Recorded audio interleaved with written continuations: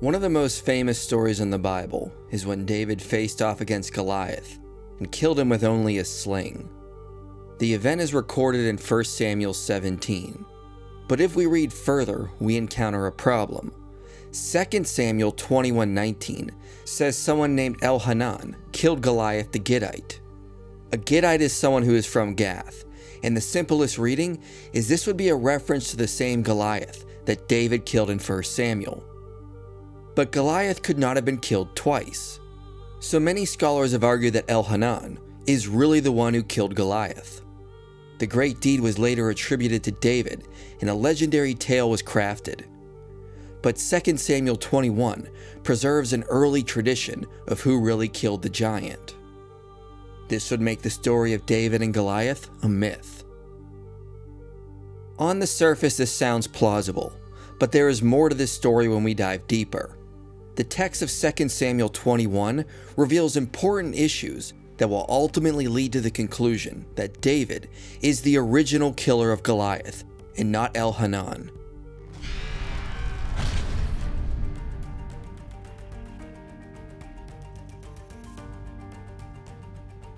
Attempts to resolve the issue are very old. The Targum of Pseudo-Jonathan identifies Elhanan as another name of David. Some have suggested there may have been two Philistines named Goliath from Gath. Josephus simply omitted Elhanan's name in connection to Goliath. Most scholars today are not convinced by these solutions. First, the text of 2 Samuel 21 identifies David by name and says he was asked to not fight anymore by his men. What follows is brief accounts of David's men fighting on his behalf. There is also no indication this is a different Goliath, since he is identified as being from Gath. We also cannot simply ignore the issue, as Josephus did. However, when we read the parallel passage in 1 Chronicles 20, we find something interesting. It says Elhanan didn't kill Goliath, but killed the brother of Goliath, Lahmi. Many have suggested this verse preserves the original reading, and 2 Samuel 21:19 contains a scribal corruption. But many skeptics are not convinced, and argue 1 Chronicles 25 is a deliberate change made by the author to resolve the issue we see in the books of Samuel. They suggest 2 Samuel 21:19 contains an early tradition. The deed was displaced and attributed to David, with legendary elements added in. But philosophically speaking, this is a more complicated explanation than positing a minor scribal error. One has to posit two traditions of who killed Goliath, one original and one legendary. The assumption the author of Samuel missed an obvious contradiction in his text, and that the author of Chronicles tried to fix the issue and invented a brother of Goliath. It is unlikely the author of 1 and 2 Samuel would include such a verse after narrating the longer story of David and Goliath. Additionally, the work of scholars like V. Phillips Long and Kaspars Ozelinch add to this analysis and make the accidental scribal error explanation even more likely. If we put the text of the two verses on screen, we can see there are three differences: the identity of the father, whether the next word is an identifier of the hero or the name of the Philistine, and if it says brother or not. We'll go through these issues one at a time. First, we must realize there's a textual corruption in the verse entirely divorced from the main issue. It says Elhanan was the son of Jair Oregum, whereas 1 Chronicles just says Jair, which is likely a variant of Jair. The word Oregum means weavers, and it is the same word that is used at the end of the verse to describe the spear of the Philistine. Given this is lacking in 1 Chronicles 20, Kaspars Ozelinch notes it is unlikely the name of the father just so happened to have a part of his name be the same word that was used to describe the Philistine spear. Ozelinch notes it could have been added to the father's name by a series of scribal mistakes because of the similar way the lines end in Hebrew. He also notes the word is missing in a family of Greek manuscripts. As Dominique Barthélemy has noted, there is evidence in the Greek versions that at least the Antiochene recension reflects a Vorlaga, which lacks Oregum.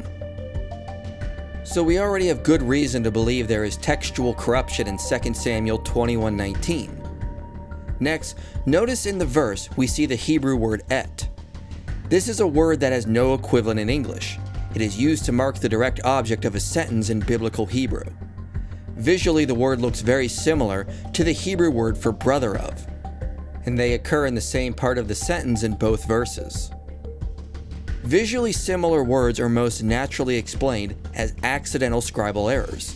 In other words, it is simpler to posit there is a scribal oversight in 2 Samuel 21 rather than it being a deliberate change in 1 Chronicles 20. Additionally, a scribe may have been expecting an et in this verse without thinking, because it is in the sequence that occurs in the prior verse. We see an et in this phrase after the identifier, so a scribe was probably expecting another et and not the word for brother of. The biggest issue is if the word should be Bethlehemite or the name Lahmi.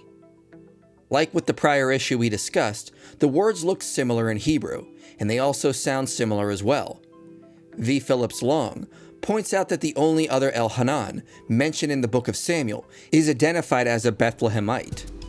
Because of this, a scribe writing out the verse of 2 Samuel 21:19 might have assumed that the word should be Bethlehemite, since in other places we see an Elhanan who is a Bethlehemite. Ozelinch argues the Elhanan of 2 Samuel 23 is the same Elhanan of 2 Samuel 21, and the different name of Dodo may be an alternative name of Jair, or an ancestral patronymic. This is plausible given the degree of variation of names in the text.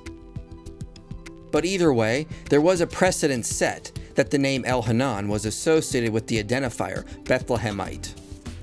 So a scribe could simply have overlooked this, and what would naturally follow in the Hebrew after this would have been an et, instead of the word for brother of.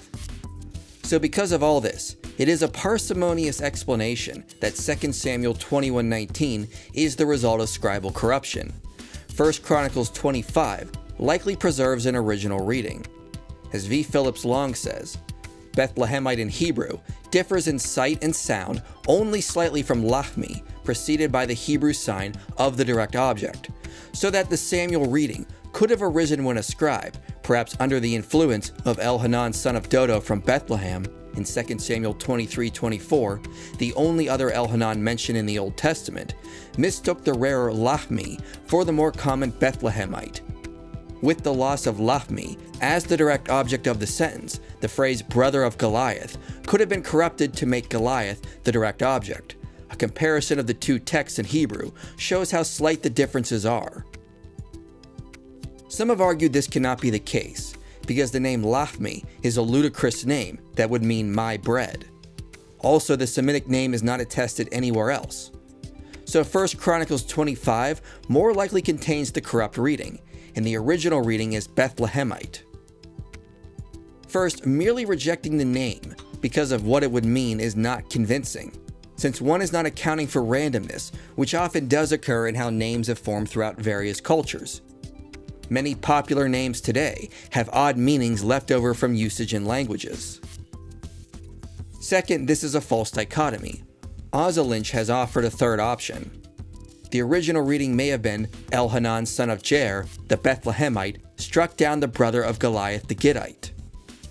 A scribe working on 2 Samuel mistook brother of for an et, and a scribe working on 1 Chronicles misread Bethlehemite for the name Lahmi. In the original reading, the giant's name did not need to be mentioned because his association with his brother Goliath was a good enough identifier. Plus, the following verse in 2 Samuel also leaves that giant unnamed as well, which adds weight to this hypothesis. Ozelinch says positing a few scribal mishaps because of similar Hebrew words is a better explanation than the idea we have competing traditions. One should always pay attention to text-critical issues, which is sometimes called lower criticism, before resorting to other types of higher criticism, such as the claim that we are dealing here with two different and contradictory sources or traditions. Second, only in limited cases did scribes make deliberate changes when copying the text in front of them, so we should be cautious before making such claims, unless there is very good evidence. Setting aside this explanation, one can still make a case for the name Lahmi. The lack of attestation to this possible name cannot be counted against it. The name Jair in the same verse is also not attested anywhere else throughout the Hebrew Bible. Neither are other names in the surrounding context. We can also go through the exhaustive dictionary of Bible names and see there are plenty of other similar types of names, such as a name that could mean my cloud, one that means my strength, or a name that could mean my father will help. We also see names that center around the importance of bread. Having a name based on the importance of bread would not be out of place in the ancient world, where bread was the main sustenance and was considered the blessing of civilization. Even with that, the author suggests the name Lahmi could mean a warrior or my war. And what we see in the Hebrew Bible could be a Semitic transliteration of the original Philistine name, or the author's best attempt at an approximation. However, even if one still cannot accept the name Lahmi, Asa Lynch's explanation is still more parsimonious than positing contradictory traditions on who killed Goliath. That the author of Samuel concocted an elaborate story of David killing Goliath, then ignored the contradictory verse of 2 Samuel 21 and included it in his text, and that the author of 1 Chronicles 20 made a deliberate change to harmonize the accounts. Positing a few scribal mishaps makes more sense to account for the nature of these texts. Thus, given the data, the answer to the question of who killed Goliath is simple. It was David. It is more likely the original wording in 2 Samuel and 1 Chronicles stated Elhanan killed the brother of Goliath. Scribal errors can account for this apparent contradiction, and is the simplest explanation of the available data.